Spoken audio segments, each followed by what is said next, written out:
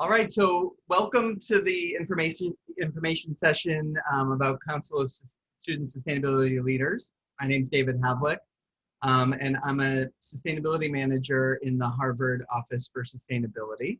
I've been here for about 4 years and have helped manage this council for those 4 years. I will mention, and I'll keep mentioning this through this info session, that the true engine and energy comes from the students, not from me.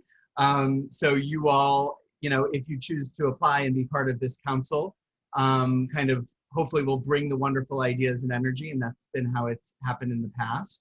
But I'm here to kind of help facilitate and bring you all together to make some magic happen. So just to give you an idea of what we're going to be talking about in this session. First, we're going to hear from some alumni voices, council members from the past.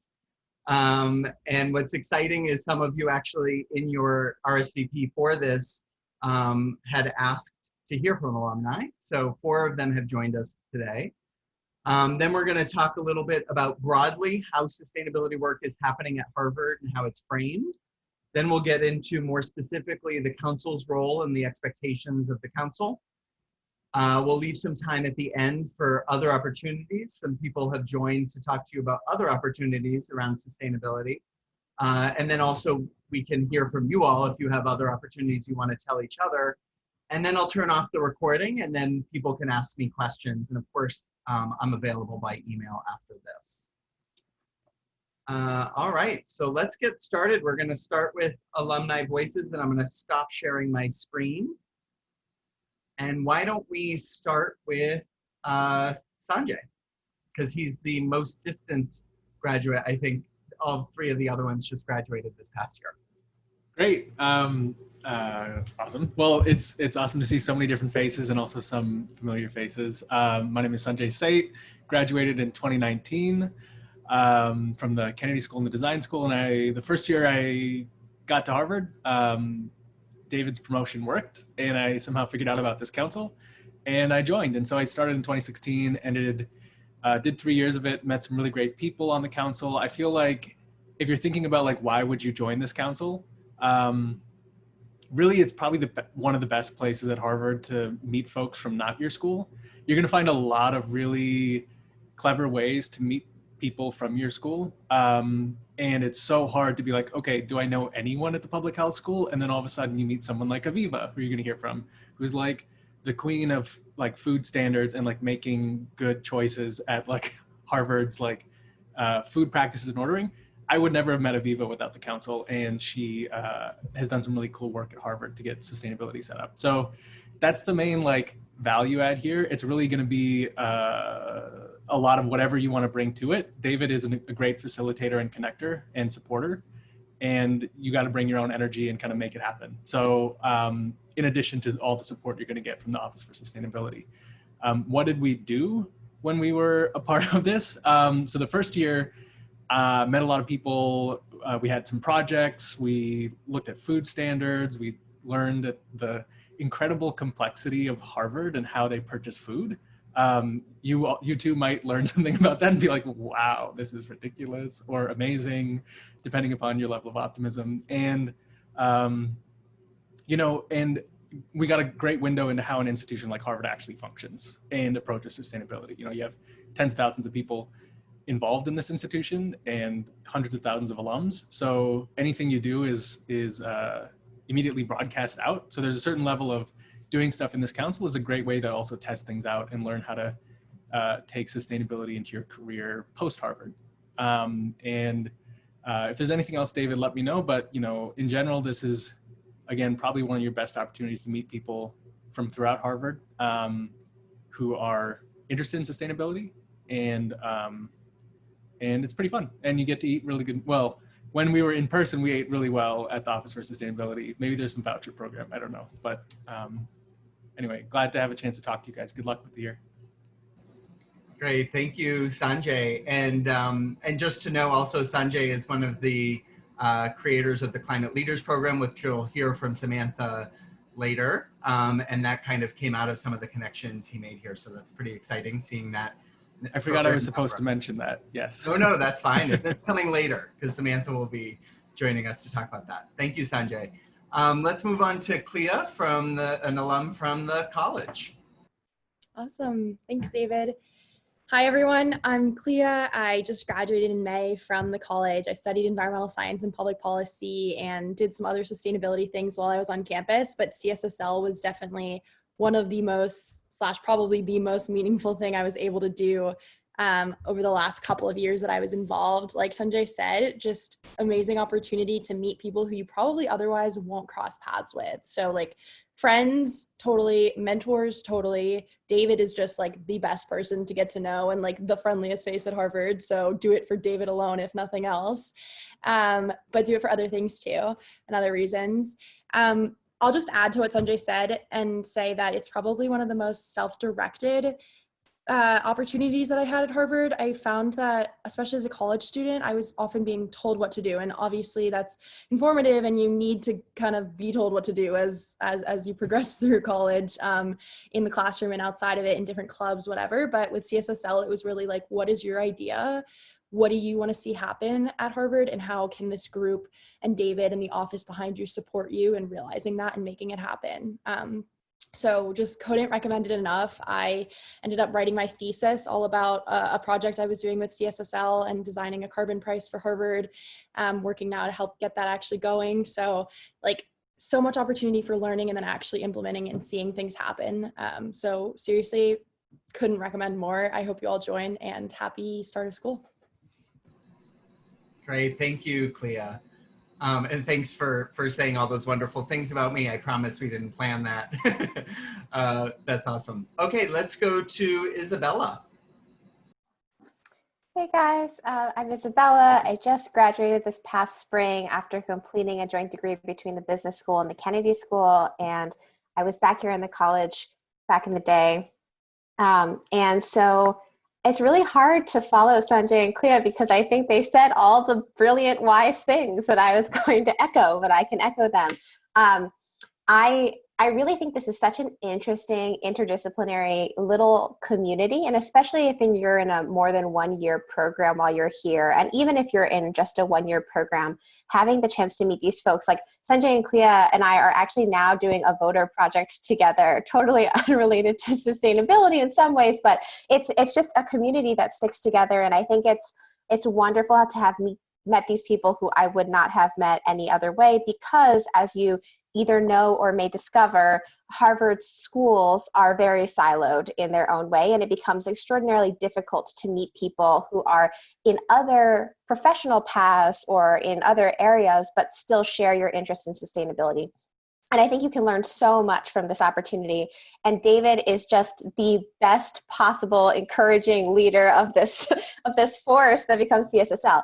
I would echo the self-directedness. I think that can be a strength if you leverage it, and think about the idea that sustainability has so many different angles to it, right? And we all come with our own interest aspect of sustainability. And I think this council gives you a chance to test out your area of interest against a lot of different perspectives on that area. So people who come with all different types of expertise, all different types of background experiences and angles of study.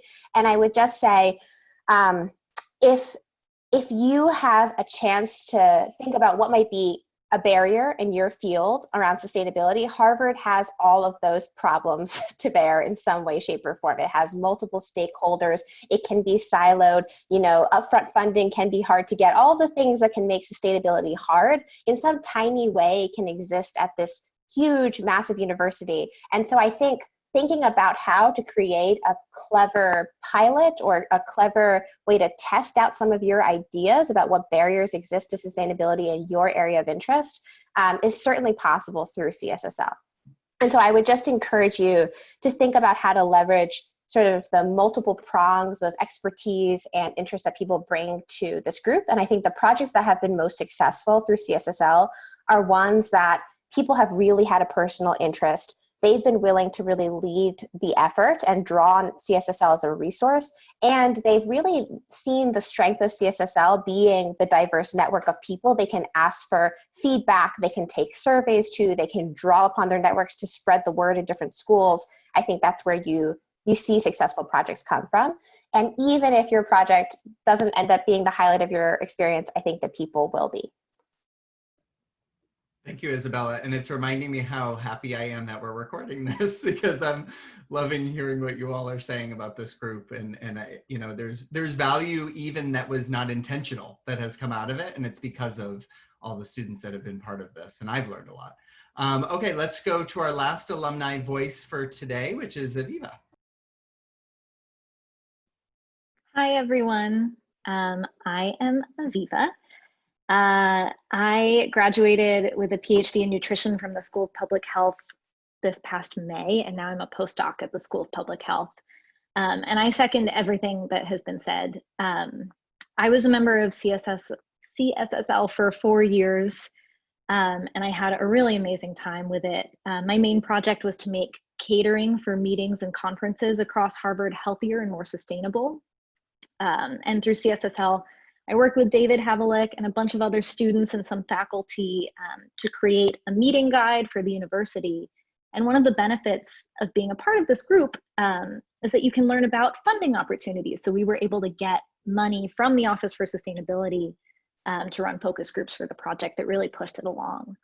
And so if you have an idea, CSSL is a really great organization to join because it allows you to make so many connections across Harvard with students and faculty and staff. And even if you don't have an idea, but you're interested in sustainability, you can join other people's projects. And I think that's a really wonderful thing about the group. I totally agree that David is a fabulous resource for everything sustainability related. And he's also just a fantastic human. He's one of my favorite people at Harvard. So you like seriously join this group just to interact with David. He's wonderful. But I've met a lot of really interesting and inspiring people in this group and learned a lot about sustainability and aspects of sustainability that I would never have touched just studying nutrition, things like micro prairies. It's so cool. Like everyone, you all are amazing and you all have such interesting things that you study and are interested in. So this is a really great group to join, and everyone is just wonderful. They're all really nice. Yeah. Great, thank you. Thank you so much, Aviva. And so before I continue with the talk, and as I mentioned, I'll talk about sustainability more broadly and how it happens at Harvard, if I can, because it is very complex. Some more, but I did want to just quickly kind of summarize what I think the 4 people said, which was really what the council does. So there's networking that happens, there's projects you can work on. My office will come to the council for advice or for feedback on some of our work. And then also, hopefully you all can be ambassadors of sustainability back to your peers at your school. And just so you know, and they all touched upon this, that part of the beauty of this council is that there's people from most of, if not all of the schools at Harvard. And just so you know, people who signed up for this info session come from the college, the School of Public Health, the Kennedy School, the School of Design, the Graduate School of Arts and Sciences, the Extension School, the Law School. And then we also have 12 students who are returning again this year. You can see their names and their bios and their pictures on the council website. And they're from the Extension School, the college, the Design School, the Divinity School, and the Business School. And so I think that already illustrates that this year will again, hopefully, be a very diverse group from across the university. Okay, so now let's talk about kind of sustainability at Harvard, so you kind of understand how it works and how the council fits in. So just a little bit more about the Harvard Office for Sustainability, where I work. We were launched in parallel with Harvard's own climate goal back in 2008. And we aim to create a community that contributes to the intergenerational well-being of people and the planet. So our vision of sustainability is not just about the environment, but it's about the people and the planet and how we can all work together to maximize well-being. And the way we do our work is we bring together students, faculty, and staff to use our campus as a test bed, and that's definitely a big part of what the council does. We are trying to create transformational opportunities for students to develop as engaged citizens and leaders.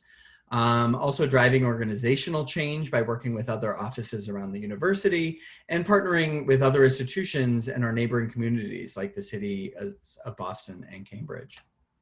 And this commitment to sustainability really comes from the top. Our president, President Bacow, has said, really, it's all of our responsibility to be promoting a sustainable future.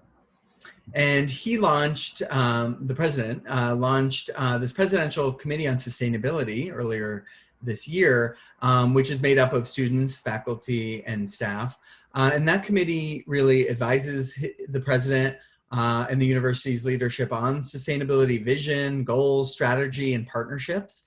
And that committee has divided itself into 4 subcommittees, 2 of which are really focused on our fossil fuel goals, which I'll talk about in a bit. Another subcommittee is working on an update to our university-wide sustainability plan, which again, I'll talk about in a second. And a 4th committee really addressing the emissions that result from the goods and services that our university purchases through the years. And as Aviva mentioned and Sanjay mentioned, you know, Harvard really is this, and Isabella mentioned, sorry, that Harvard really is this wonderful place to do work because we have this decentralized management structure. So each school operates pretty independently from the other schools. So for instance, the law school picks who runs its cafeteria and who does its cleaning.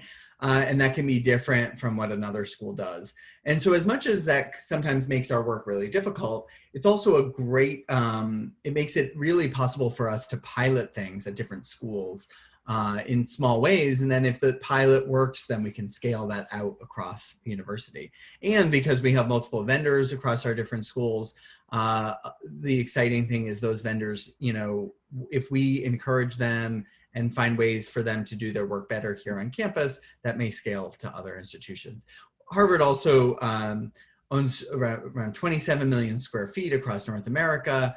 And so we're really the size of a company like Google. And so things we do here have a huge impact.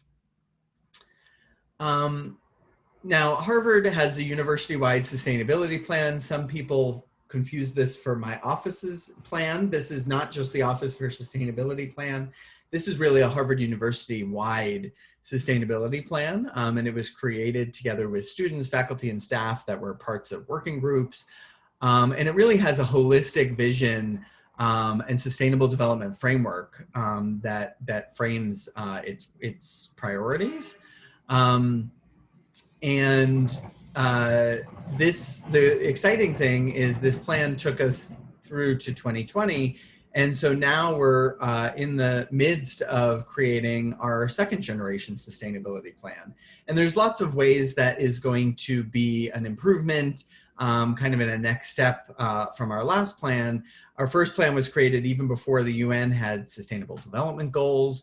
And of course, we're going to need to make sure our next plan integrates equity and justice in lots of ways. And there's lots of ways this council can really inform that work.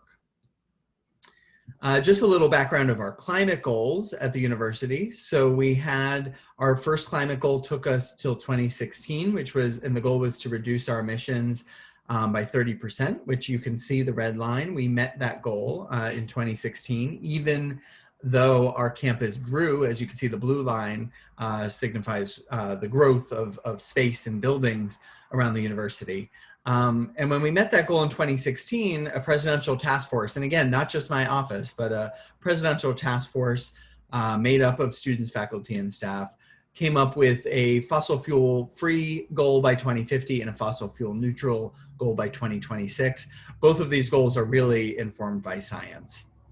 And the reason why we call them fossil fuel goals rather than carbon goals are really to highlight the idea that we are not just trying to make sure we reduce and eliminate carbon from going into the atmosphere, but also that there's other implications of burning fossil fuels that are having implications right now. For instance, rising asthma rates, et cetera, have to do with the emission, the other particulate matter and other things that we're putting into the air right now.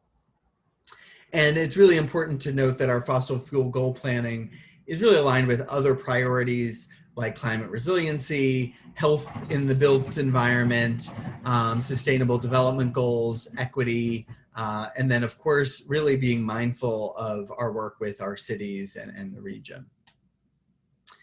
And the way we do our work at Harvard is we're really making sure that we're translating the latest research into policy with a focus on both climate and health and planetary health more broadly. And some examples of that are our green building standards. We have a Healthier Building Materials Academy that's really focused on the chemicals and materials like in furniture and carpeting that's coming into our buildings. And we have other standards as well that really aim to translate research into practice. And just to illustrate that further, we really are thinking about our campus as this living laboratory and bringing the latest research to bear when making policy decisions, et cetera. And there's 4 major ways that our office kind of engages in this living laboratory kind of idea. We're called into courses all the time to present challenges to students, et cetera. But also in 2016, we helped launch the Climate Solutions Living Lab course, which many of our council members have taken in the past. This was designed by Harvard Law School faculty, and now it's in its 4th year. And the goal is to propose innovative strategies to help expedite the transition to a fossil fuel-free future. We also like to fund and help incentivize research projects around sustainability. We have a student sustainability grant program that several of our council members have gotten funding for their projects from. By the way, there's information sessions coming up for the Student Sustainability Grant Program on September 16th and the 30th, and the application deadline is October 16th.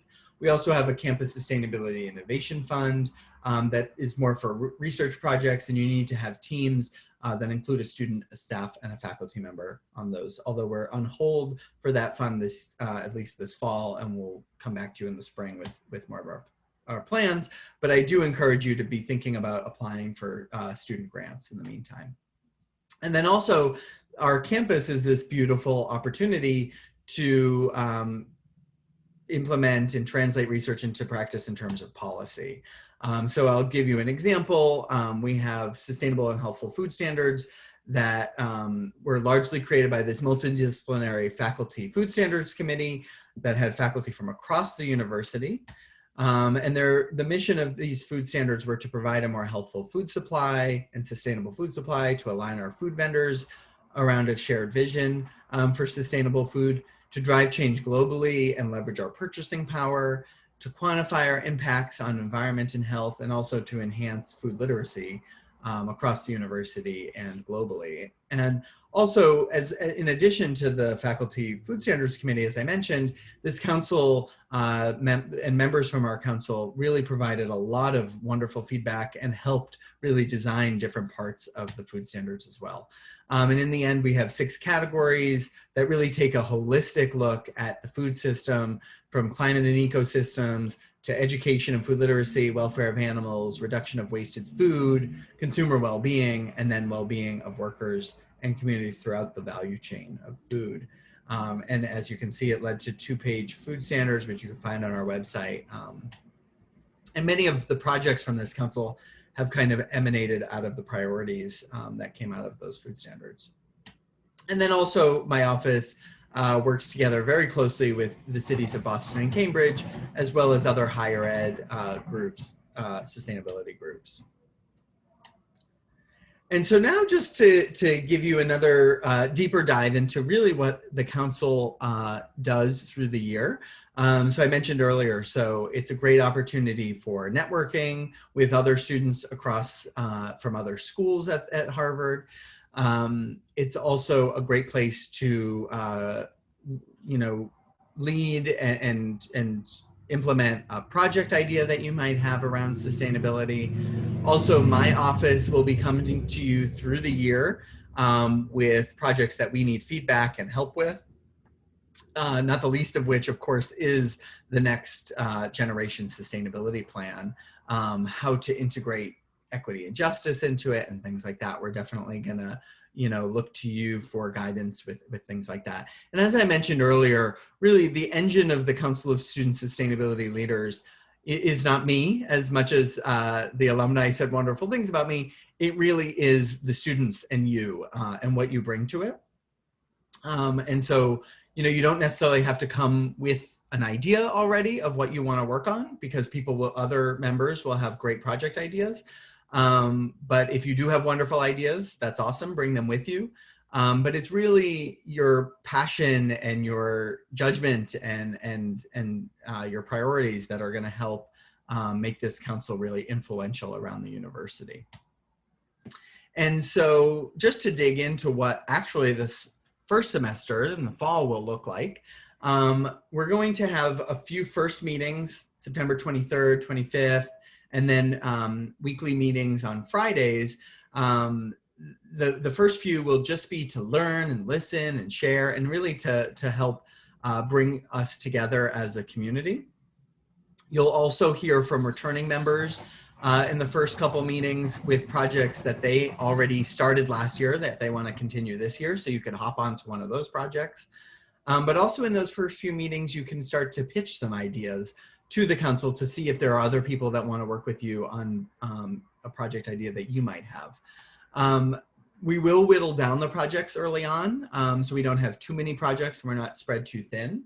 And I would recommend that every project that we do pursue more officially has at least 1 or 2 leaders to make sure deadlines are met. So after we get those first few meetings out of the way, as I mentioned, we're going to have weekly meetings on Fridays, but after the first few, they're going to turn into just half-hour check-ins.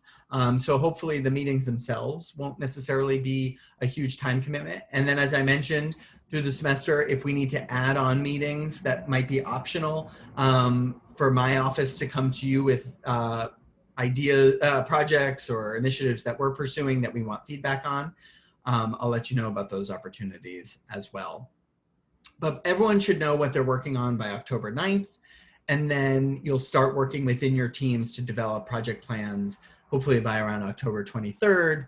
That lightning bolt means we're going to have half-hour meetings, after that on Fridays at lunchtime, all leading up to, by November 17th, hopefully all the project teams are able to share a brief synopsis of the challenge that they're trying to address and their goals with their project, not only to other council members on November 17th, but also to other student groups that our office works with. So for instance, a resource efficiency program at the Harvard College, student sustainability associates at the Harvard Business School, and also any student grants that have been funded by then. We'll all be sharing projects so we can maybe find some synergies, or at least just know what each other is working on. And we haven't done that before, so this will be the first year we're doing that. And so just to dig in a little bit more about the expectations for council members, so you know what you're getting into, is in the first couple meetings, we're going to ask you to get together remotely with the people at your same school and come up with a communications plan for your school. So that way later on in the semester and the year, if you have an event, if someone else in the council has an event they want help advertising for, or parts of their initiative or survey to send out or something like that, you'll already know and have navigated your own school with, at the school public health, there's a student news letter, and I know who to send the information to and what the deadlines are. So that way, all of that will be streamlined from the beginning. But then, project teams will be across the different schools. So that's the only thing you'll work with council members from your own school, is that communications plan. I would also encourage everyone to use our listserv at least once before the end of the semester, either to share an event or something like that. I'd encourage everyone to join our Facebook and LinkedIn groups if you have accounts on those. That's just for the council. To attend at least 7 out of the 10 meetings that we're going to have this fall. But if that becomes a problem for you, let me know. The expectation is that you would join or lead at least one project team that delivers something impactful by the end of the year, but you could tell that I'm not being too specific there because we want to be flexible. So if you have a project you just want to work on yourself, you know, we can have a discussion whether that would work. Or if you want to be on 5 project teams, that's cool too. It's kind of up to you what you want to bring to it. And then, as I mentioned, all the project teams will present in November, but then again in the spring. And the way we'll communicate through the semester and through the year, we're going to have those weekly meetings on Friday lunch times. We're going to, I would encourage you to schedule your own project meetings. We'll have a listserv, so you'll be able to contact the whole council. We'll also have a Google Doc that'll have contact information for everybody and what school they're at to help facilitate collaboration. And that's also where the names of and little synopses of projects will live. So that's where you can sign on to projects and things. And then for the first time this year, I'm going to have office hours. So that way, if you need to, you know, meet with me and talk through, you know, what your participation in the council looks like, or if you have a question or need some advice, I'll be there to help you. But also, let me just say, I'm open to ideas from all of you for how to build this community. So if there are other ways you think we should be communicating, you know, let me know. And then finally, I just want to introduce you to Samantha, who will be telling us a little bit more about the Climate Leaders Program, again, that came out of some of the relationships that were built here in the council. Samantha?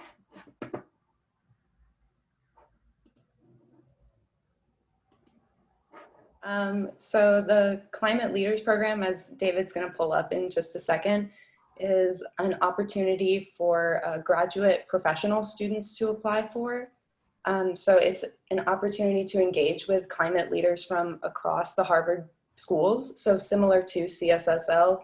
And so if you're interested in sustainability or climate advocacy, regulation, or environment and energy, this is a really cool opportunity for you to really make connections with people from across the different Harvard schools. And it would be a really awesome supplement to the CSSL program.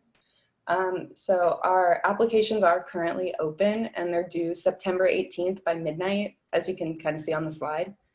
So this is only open to professional students who are enrolled at the Harvard Graduate School. So if you're in the college, sorry, this just isn't an option for you right now. And we strongly prefer master's students, so people who are actually going to go out and, you know, really not be in academia so much, but really go out and apply climate to their daily work lives. So this is an opportunity to engage with students from across Harvard, and we do a twice monthly virtual lecture series. So you'll get to engage with climate leaders throughout different fields. So we have speakers coming like Bill McKibben and Gina McCarthy, who you really get to engage with one-on-one and in smaller group settings. So you can ask them questions and really learn about their career paths and how they've, you know, really moved forward climate in their different capacities. And we'll also have opportunities for career development workshops, networking events, opportunities to connect with alumni and individuals at different schools where they run similar programs, like at Stanford. And yeah, so if you're interested, we'd love to see your application. And yeah, they're due by September 18th.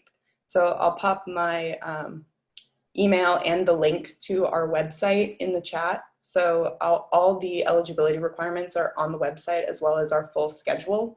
And so you can feel free to read through those and just email me if you have any further questions.